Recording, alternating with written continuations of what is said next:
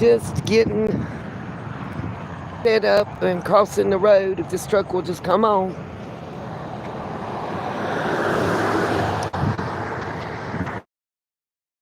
Wanted to so sad and emotional. Um, Said some goodbyes and getting everything packed up and ready to take off tomorrow when roadside assistance leaves and get as far as I can. So, a few things, personal out of the way first, and then we'll get into cases real quick. So, give y'all an idea of what's going on. A person that called himself a family friend owns a restaurant here in town that competes with where I've been parked. Where I've been parked has known that I'm there and allowed for it, okay? I knew that if the authorities put pressure or questioned, that they would have to ask me to leave, okay? What I didn't expect was someone to use their influence and my child against me. This person had not spoken to my child for close to 9 months. They had not seen me or contacted me since March 21st when I moved out of mom's house. Okay? I didn't want to believe it was them. I'll lay it out real quick like what happened. Long story short, Thursday evening, they called me because my daughter wouldn't answer, and I didn't answer either. They got my voicemail. First time I'd heard from them, and I was busy. I think I was in a live stream. Matter of fact, let me set my do not disturb so it won't mess us up. Okay? They finally got a hold of my daughter. They asked her to Saturday go to lunch or dinner and get a babysitter. So I watched Little Man for her to go to lunch, dinner with the person. They were a good friend of my mom's, and they're older, business person. It's a good contact, for my daughter to have. No problem. What I wasn't told, but found out on Sunday, that apparently where I'm at, what I'm doing, where I'm parked, where I'm working, what I'm planning on doing, was the topic of discussion that kept coming up and being asked. And my child trying to be nice and thinking the person's a friend rather than say, why are you asking me? Ask my mom. Hey, Miss Tracy, my daughter answers the questions. I guess she learned a lesson. But all the questions apparently weren't answered as wanted, because Sunday afternoon, I get a call from said individual asking me questions. And I answer them about where I'm, to a point. I'm very evasive. But she already knows, obviously, because she's telling me where I'm at. Okay? Anyway, she makes the comment to me on the phone, I'm surprised the county commission and city hall haven't been all over it and up in arms because you haven't moved. Oh, and I'm going to show y'all, hopefully, if we're still live by the time I get to the camper, I'm going to show y'all the car that's in front of me, the minivan, has been there for 4 months longer than me. The silver Pontiac behind me has been there over a year. And they're not having to move. Okay? And they don't move at all. The silver car's got a window busted out, and various people that are living in the woods at night sneak into the car. I've seen them with my eyes, That being said, I'll finish. So Sunday, she makes that comment. Okay, Monday, I didn't get nothing. But apparently, Monday, a call was made to City Hall. And Monday afternoon, City Hall contacted Public Safety. And Tuesday morning, Public Safety contacted the establishment and me.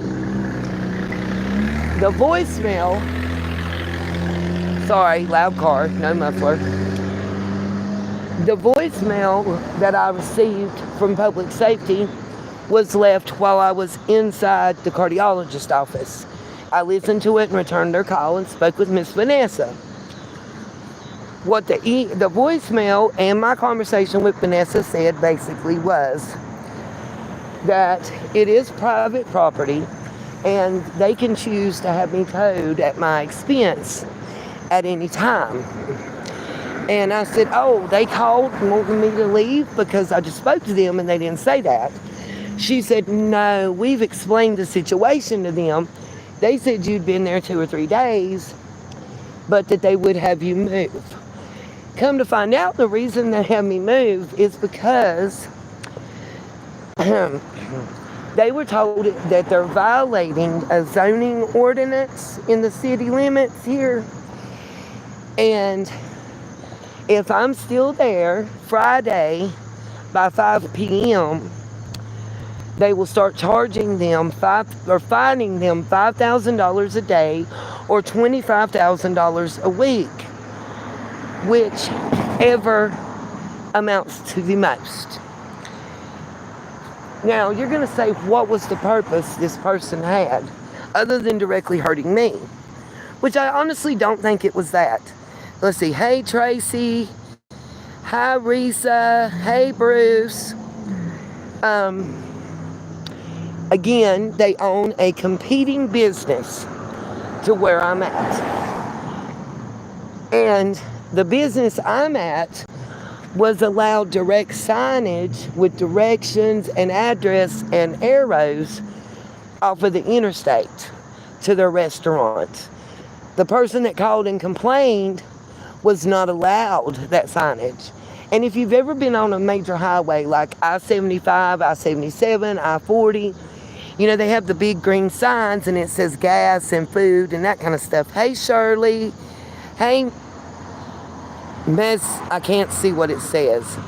Machati. Well, I'm not available. I am not trying to date nobody, man, woman, or animal, okay? I got enough on my plate. I don't need no extra. Anyway, where was I at? Okay, so the person that made the phone call to make me move was not allowed signage. The city council and county commission denied them that signage repeatedly over the past 3 years.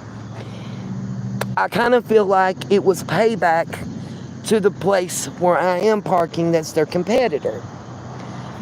It's pretty crappy, though, to do to somebody who's the child of your best friend, don't you think? No, I was not in the middle of the road. When? The road's here. I was in the crosswalk. I'll be taking the crosswalk. Some of them have the buttons and some don't, but most of them don't even work. Anyway, I digress. So long story short, roadside assistance will be here tomorrow around 1 to 1:30 p.m. is what I have been sent by Progressive. By the way, another thing that gave them away was they gave my first and last name and my personal cell phone number to the person they spoke to at City Hall when she called. Oh, and I forgot, yesterday, my friend that's the receptionist at my doctor, my assigned doctor that has to give me the referrals on my Medicaid, had come by to pick me up. She's trying to get me worked in before November so I can get a referral to the oncologist group that I need to go to and have the bone marrow testing. We had just pulled out of Sonic where she got gas, and straight across from it, there's a roundabout right there, and on the other end of the strip, it's hard to explain. But we pulled into the Sonic, and they have like a gravel area and parked, because I said, I want to see something. It was the person, my mom's bestest buddy,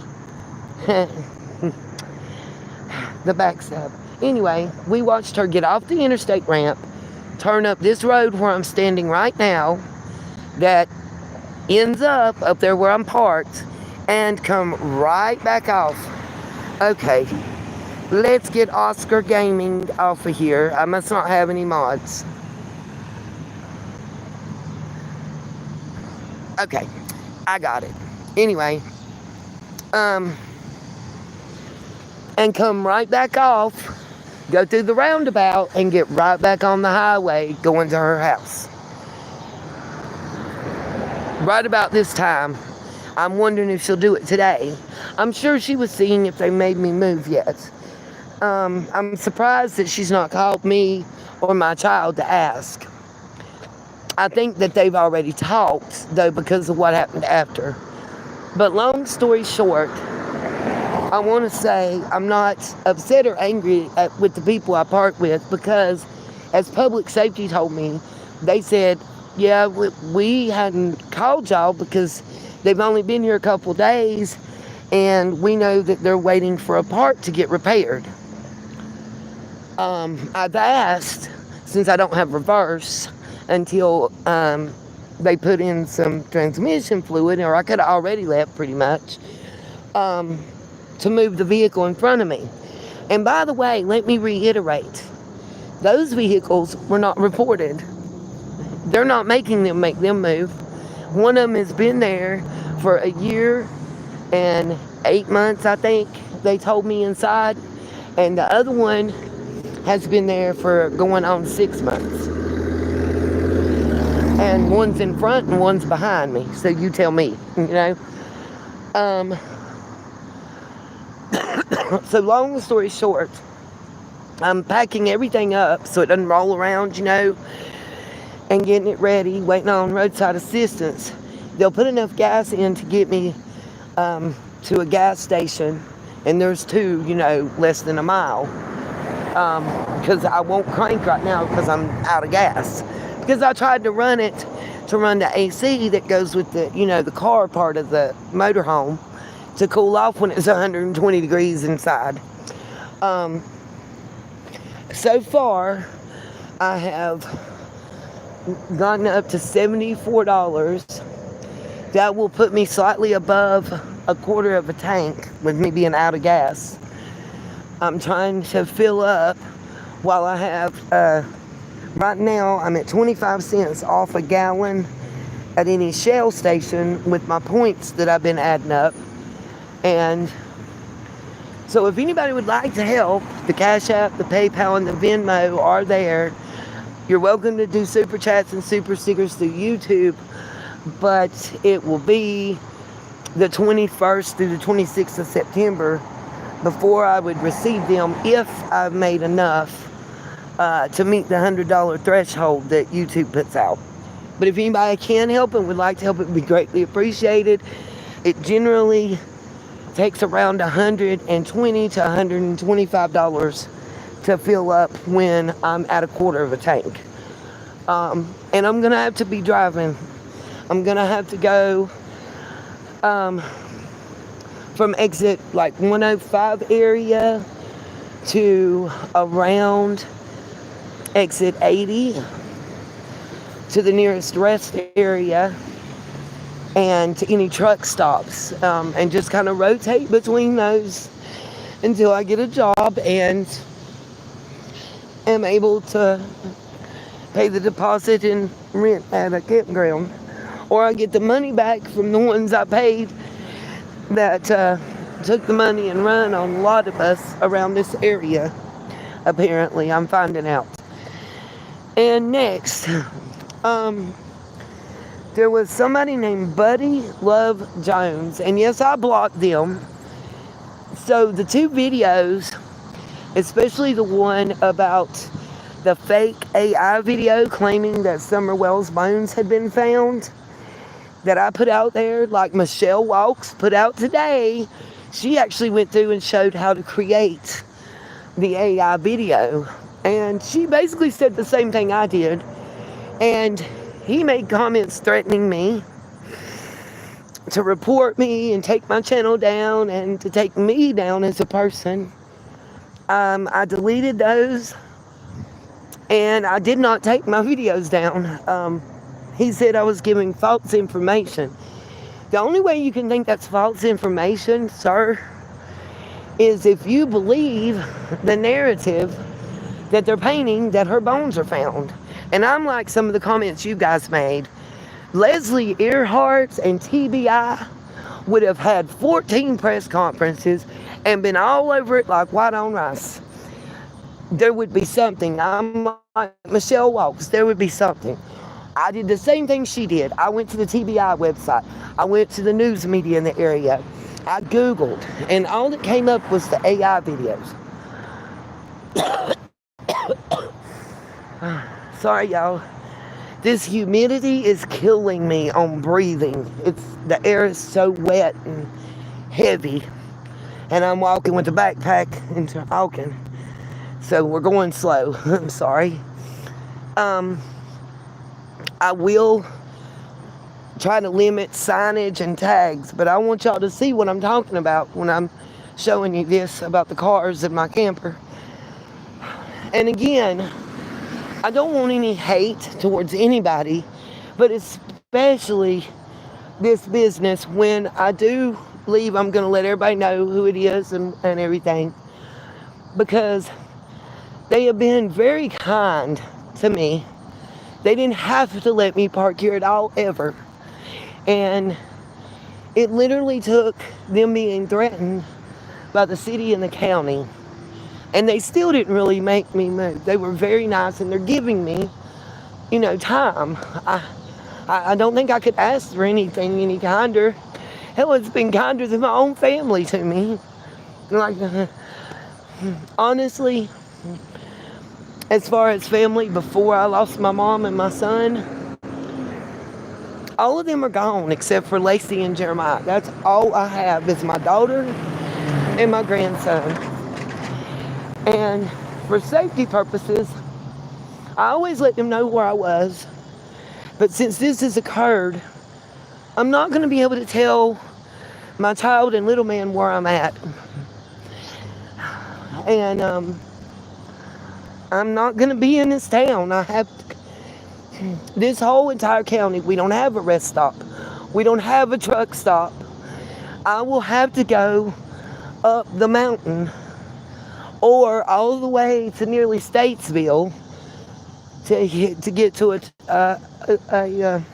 truck stop that has like real truck stop parking or a rest area. I also wanted we haven't heard any new news on the Jack and Lily case out of Nova Scotia. I was going to ask, I'm not covering it, but just as a watcher like you guys, how do y'all feel about the AI videos and false claims and rechanging the narrative in Summer's case? And what do y'all think about the Emmanuel Harrow case? Like, please tell me how, if y'all have seen, let's see.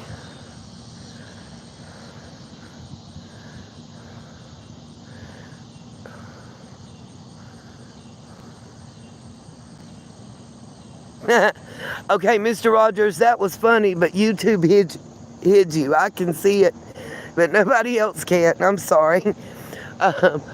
Anyway, that is funny. I know somebody that did that, and they used the toothbrush to scrub the toilet bowl. Yeah. Anyway, the father, Jake Harrow, I believe. Have you guys, if you haven't, I will put a link in the now post section. It used to be called the community tab section. Hey, Mero, how are you? Directing you to Rabbit's channel, where she has an exclusive that she's posting. I mean, I could have went to Facebook and got it, but let her have it, an exclusive that she's posting. In 2018, the father of Emmanuel, Jake, was convicted and charged, whatever, with felony child abuse stuff. The son was born with fetal alcohol syndrome. The daughter is in what's called a molded wheelchair that's custom made for the rest of her life. Brain damage, motor skill loss. You just got to see the pictures and the rap sheet. My question is, how in the hell was he able to go on and procreate with another person?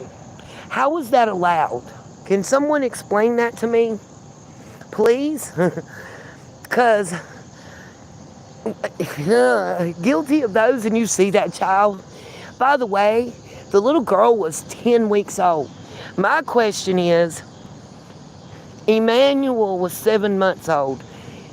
His half-sister was abused from 10 weeks old. She had healed rib fractures and other ailments that had already happened from abuse and healed.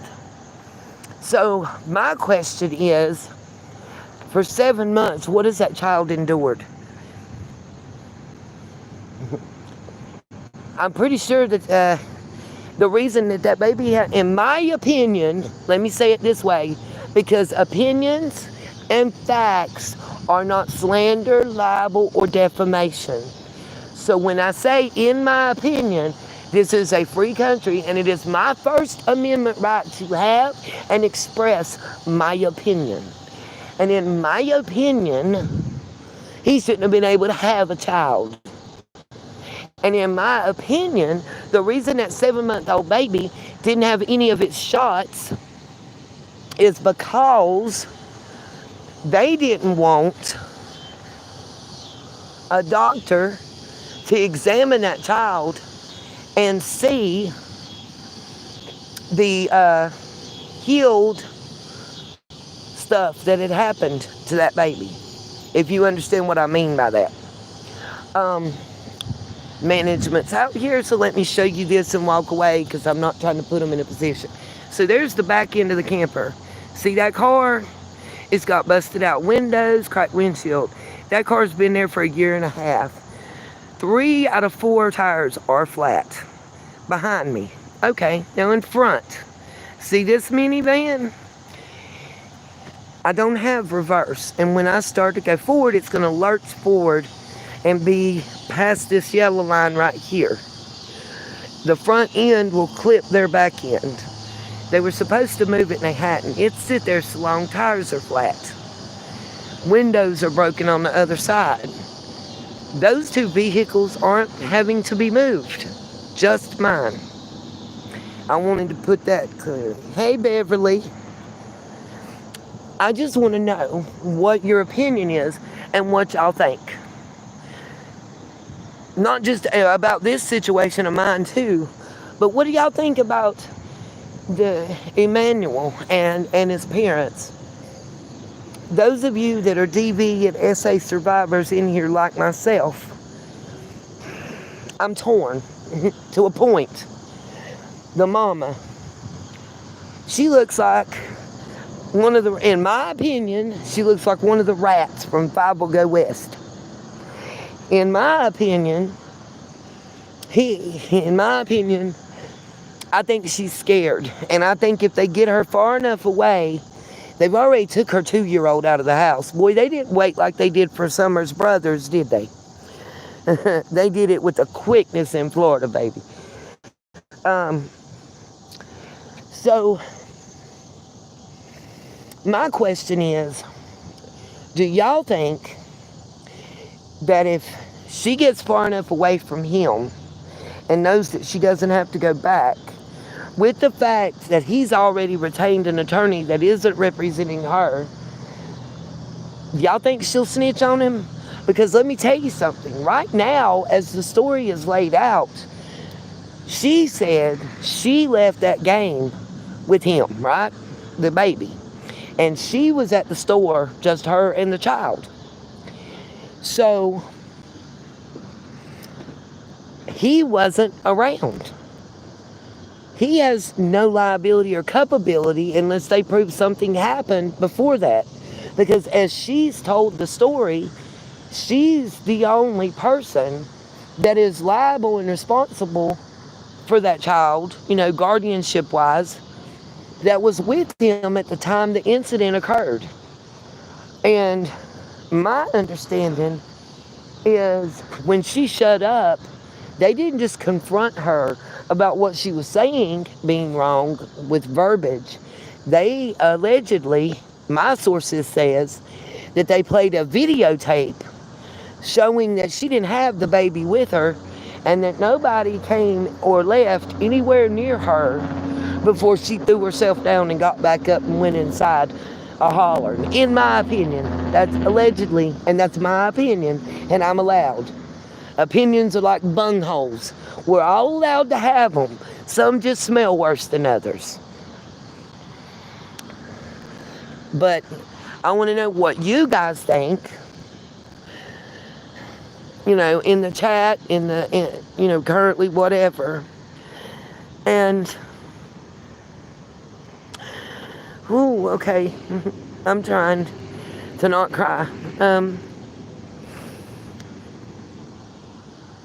I promised myself I wasn't going to cry, so I'll have to keep it short so I don't break down. I'm asking y'all to please pray. I get to the point I'm supposed to start a job this coming week. I got 2 other prospective jobs that I have done drug tests and callback interviews, and now I don't know what to do. Anyway,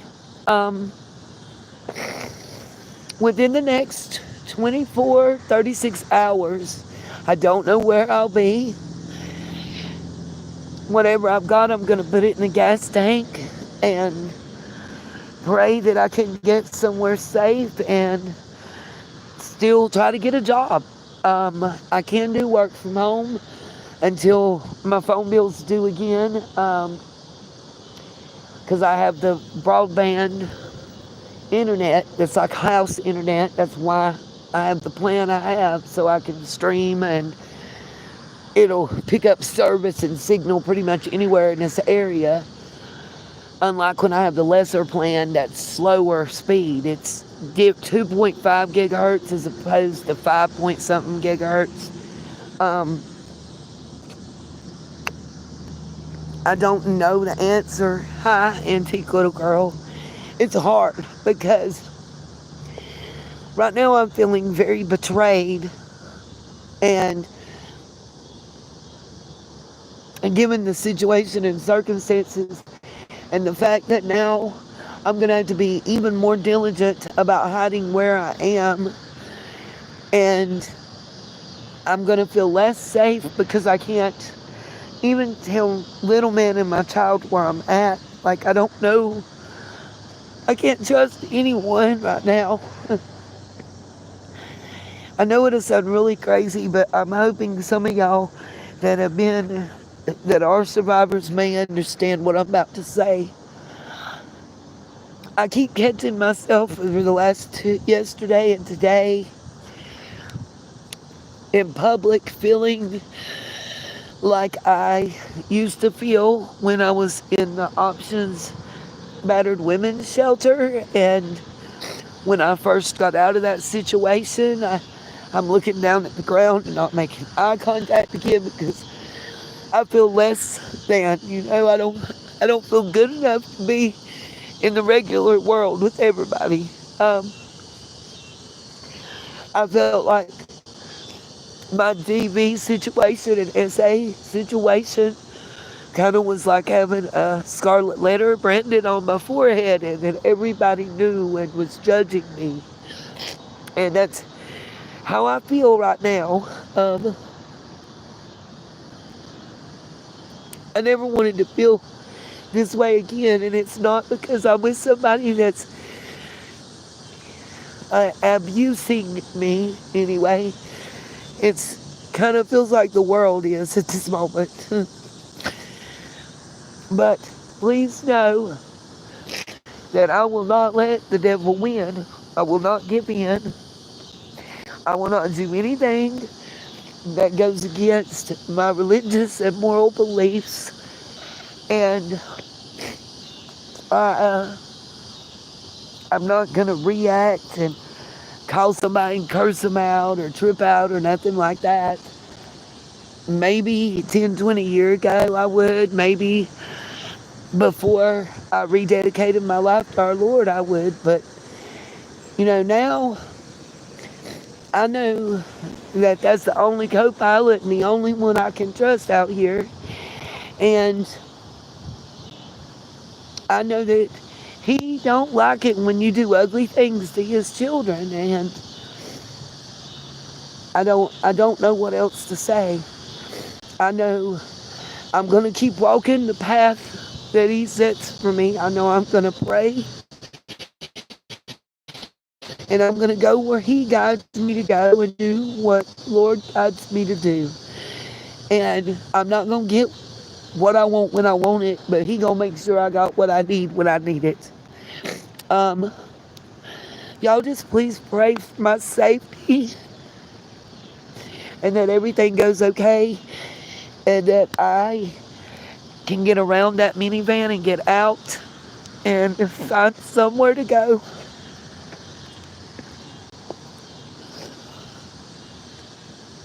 I don't think I can take losing the last little bit. I've already lost 95% of everything I own between losing the storage building and what I had to give up when I moved out of the house when I sold it. Like, I lost all my furniture, my bed.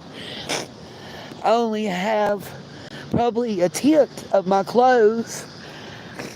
I only have 5 pair of shoes. And 2 of them are work shoes, So, and cold weather is on my way. That would be good news. All right, you guys. I love y'all.